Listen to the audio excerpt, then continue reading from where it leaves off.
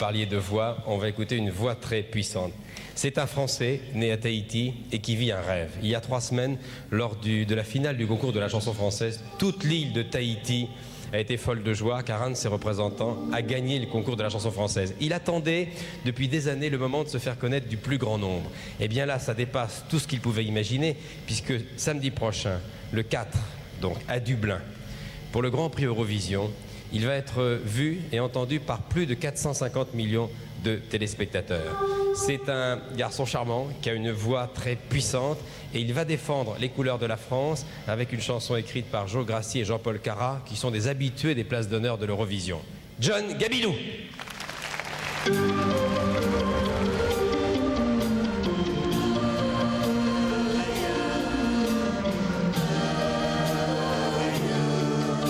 Sur une galaxie en l'an 3000,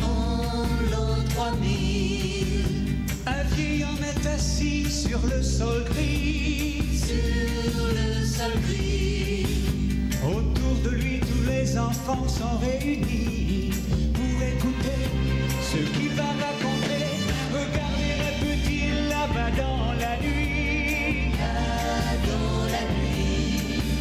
Cette boule qui brille était pleine de vie. Les hommes de la guerre ont été fiers. Ils avaient baptisé la terre. Oumanahan, Oumanahan, Oumanahan, terre, terre des hommes. Il y avait de longs et de grands arbres. Et des milliers d'oiseaux volant sur les vagues. Et plein de fruits dans les vallées et les prairies. Et les forêts savaient encore chanter. Il y avait des femmes et des filles en fleurs. Les hommes les portaient autour de leur cœur. Les femmes de la guerre en étaient fières. L'amour était fruit de la terre.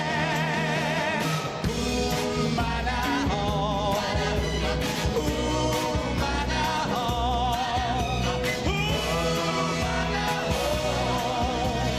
terre, terre des hommes.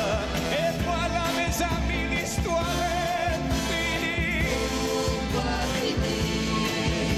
Cette boule qui brille n'a plus de vie.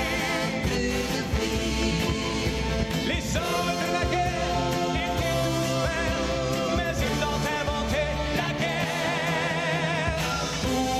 Oumanahan, Oumanahan,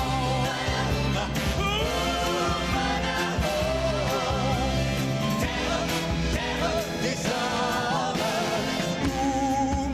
Oumanahan,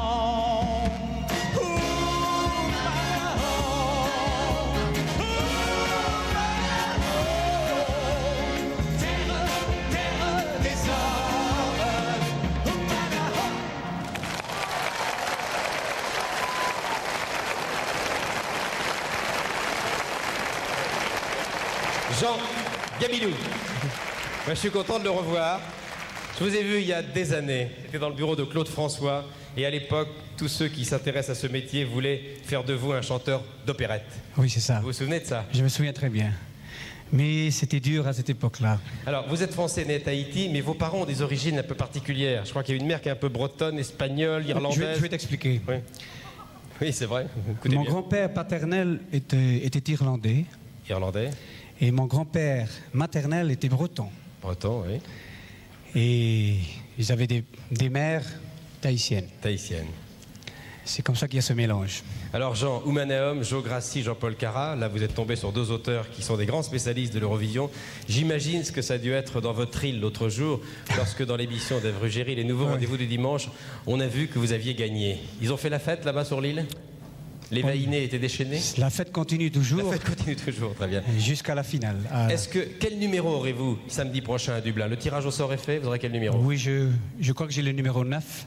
Alors vous qui regarderez l'Eurovision samedi prochain, il aura le numéro 9. 9. C'est un bon chiffre. Très bon. Vous vivez aux États-Unis, à Los Angeles, le plus clair de votre temps, comme Louis Jourdan d'ailleurs. Pourquoi? Parce que c'est pas trop loin de Tahiti? Non, Parce c'est que vous aimez la chanson américaine, la musique américaine?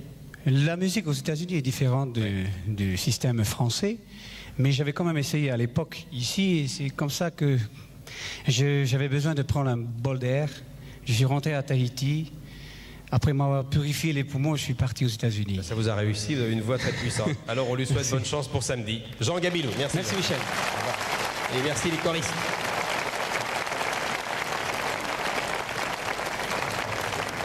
Les malheurs de Sophie, les histoires.